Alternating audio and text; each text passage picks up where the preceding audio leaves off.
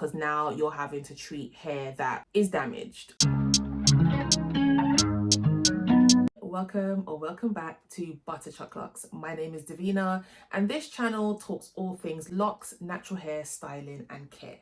So we are in December, okay? I'm excited.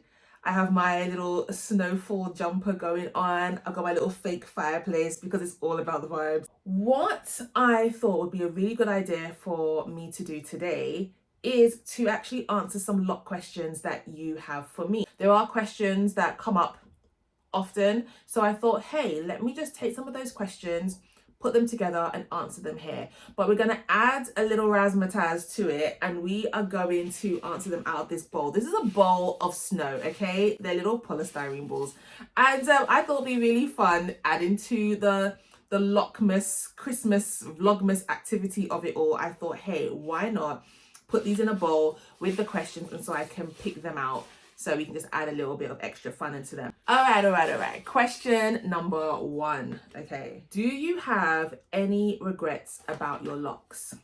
If I'm being 100% honest, no.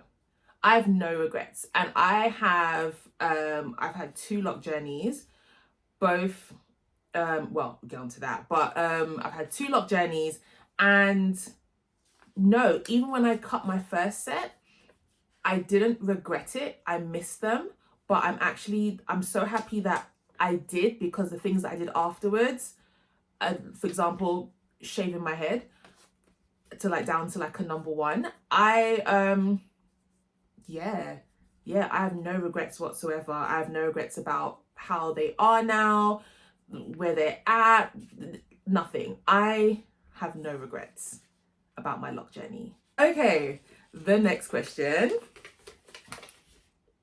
Oh, this is a good one. Why did you start your locks? And would you ever cut them? So, answered that already. Yes, I cut my first set.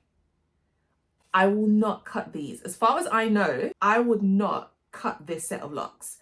I think if I cut this set of locks on a whim without having, thought it through, then I would have regret, 100%.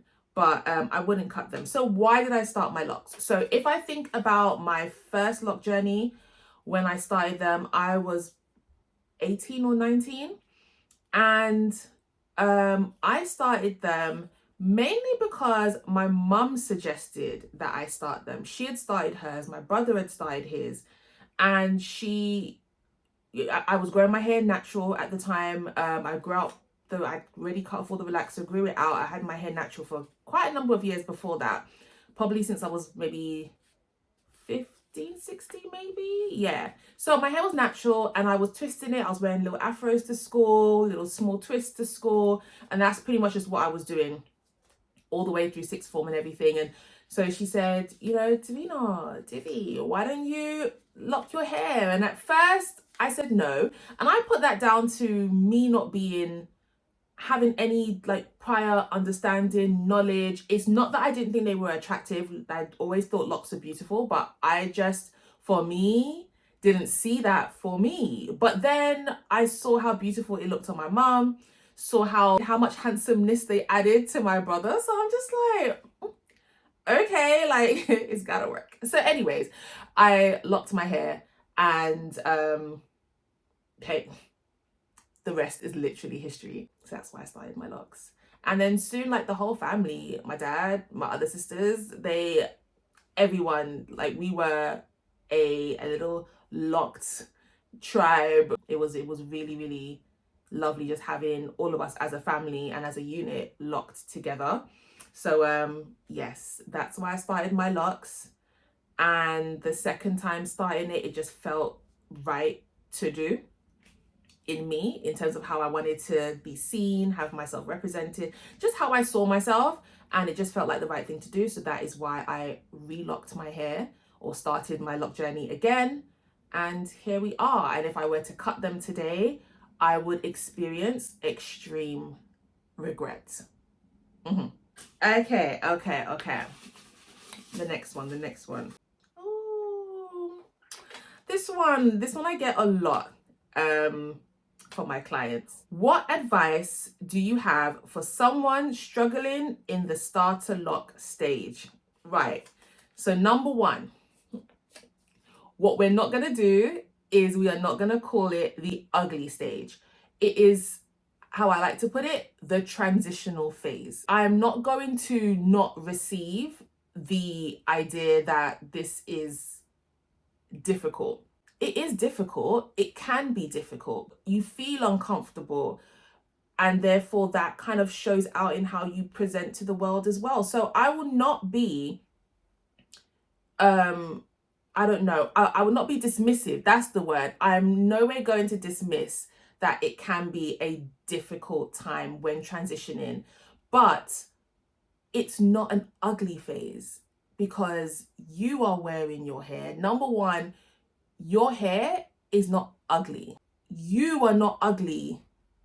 You are not ugly in your hair. So there is no ugliness. There is just an uncomfortable feeling that also has to do with confidence and patience, because in being uncomfortable, but you're determined to keep this phase going, you now need to find ways to make yourself feel beautiful. You need to make yourself feel comfortable, and in that comfortability, you need to find the beauty in yourself. So what I suggest then, and if I think about when I started my locks and my hair was shorter, probably about, yeah, they were like this, right? So there was a point where they were kind of just doing their thing as a frame around my face, and then they kind of grew out more, and there was a lot of fuzz, and it kind of doing its thing. There were ways that I got around that. So number one, I looked at my wardrobe and I looked at, okay, how do I want this hair to sit whilst I am trying to present to the world? So what I did was I looked at my earrings, I looked at my makeup, I looked at the colors I wore.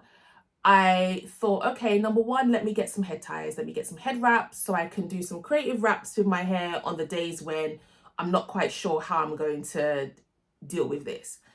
Also, I got different type of earrings. So you might find, okay, a studded earring would have suited your past look. Now there might be, for example, less hair, or now it's out rather than tied back. Maybe you might want to wear bigger sized earrings. Maybe there's a particular lip color that can distract from what's happening here, and now it's all about what's hair. So I had to say, right, what can I do to enhance what's there and take whatever focus away from what may be happening up here? And I just let it be. It's such a difficult one because there is no other answer, because the idea too behind it, if we're kind of getting down to the, I guess, the more spiritual side of a lock journey and calling it a journey, is that you are moving through this stage. Why do you not want to change form? And that gets really deep in itself, right? So maybe we could like explore that in a different video. But if you are struggling, don't push against the struggle and tell yourself, I look ugly now, because you are not going to embrace it. They're not beautiful when they're formed. They're beautiful as they're forming, right? Remember that you are beautiful when they got started, whilst they're forming, when they're formed.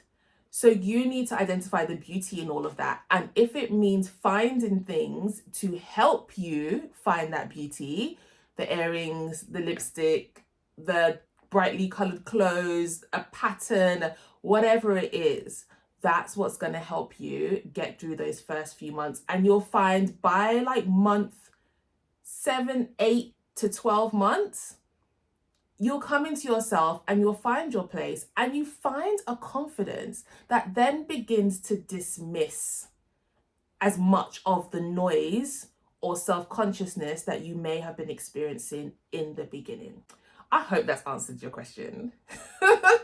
Okay. Let's see. Time is getting on with us. Oh, I like this one. Okay. Describe your locks in one word. Home. My locks feel like home. That's it. it is a comfort to me. It is, that's not to say I'll be homeless without them. Like, that is, no, but it feels like home. It's me. And maybe that's enhanced by the way I wear them, the color I have them in, what I do with them, how they sit, how they lay, whatever. It's home. It just feels like a connection. That's the only way I can describe it. It just feels centered, and my locks feel like home. Okay. How do you maintain your color, and would you ever change the color? You see me in this green? We go together real bad, okay? Me and this green, okay? I can't see myself without it. When I had to, there was a time I had to, the green was quite low because my hair was getting longer. So the green was like sitting just down here. And so I had to bleach the hair at the top hair to basically bring the color up higher. And I saw the blonde on the ends. I was like, maybe. And I straight away, no, shut it down. I'm like, no. You see me in this green? And I never thought that a green would be a color that I would do. I had done, except for blue, I had the blondes, I had like a purple, I had a fuchsia, I had reddish kind of, I had those colors and they were great. And then so coming round, and now my next set of locks, I'm starting to color my hair. I had the blonde on the ends. And I just thought, I want to color, but I don't want to do red again. I don't want to do purple. Blue, I knew was not for me. And so I just said, okay, do you know what? Oh no, let's try green. And I was Googling and the greens weren't looking convincing. I just thought, Davina, are you sure? And I thought, look, Davina, if it doesn't work, just color it, okay? If it doesn't work, just color it, I don't know, black or whatever, or back to blonde and leave it at that. But try it.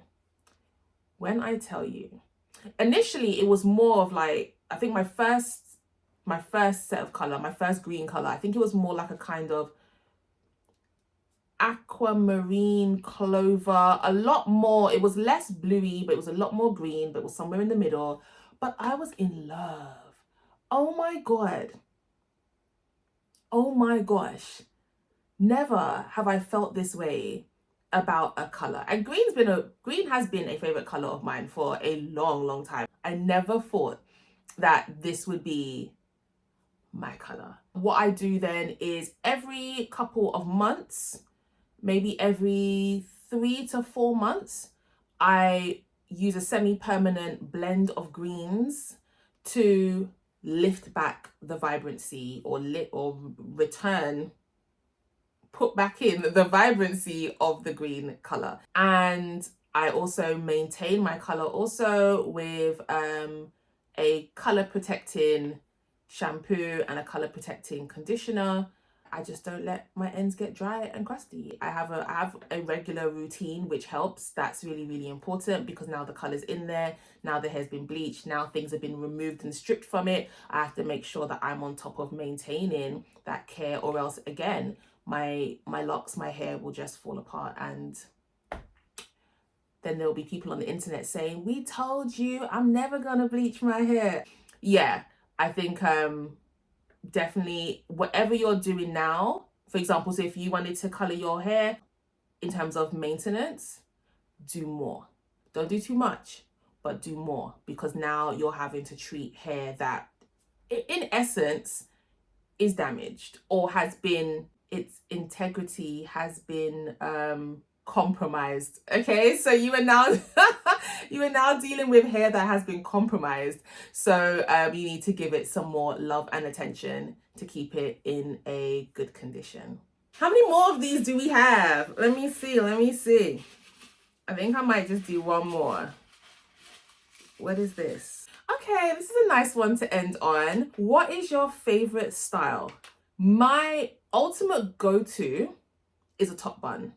Okay, I love me a top bun. And a messy top bun as well. So I remember with my first set of locks, what I used to do, which when I can, I do now as well, is I would, number one, always have my hair in curls.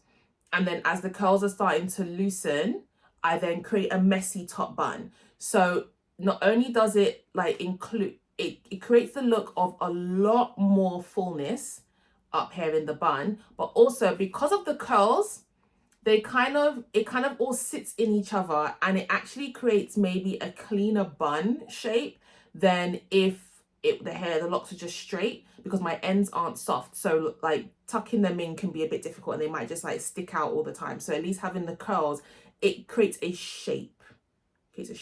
In the bun. So the top bun is my favorite go-to ever. But next to that, my favorite lock style, I would have to say, yeah, loose curls. Not tight curls, not zigzag crinkles, loose, wavy curls. I feel like a woman, you know? I feel I know I'm laughing. So sometimes I might find that if my locks are just straight, it just feels a bit like, I don't know, like it just lashes and whips everywhere, and it gets in the way, and it's all flippy floppy. But with the curls, there's a lot more kind of like stability to it, and it sits and I sit, and it's just yeah, man, I just feel like my best grown adult self with loose curly locks. Thank you so much for staying till the end of the video. A little short Q&A on commonly asked questions about my locks. If you have any other questions that you would like to know about my locks or the lock process in general, you can pop them down in the comment section below.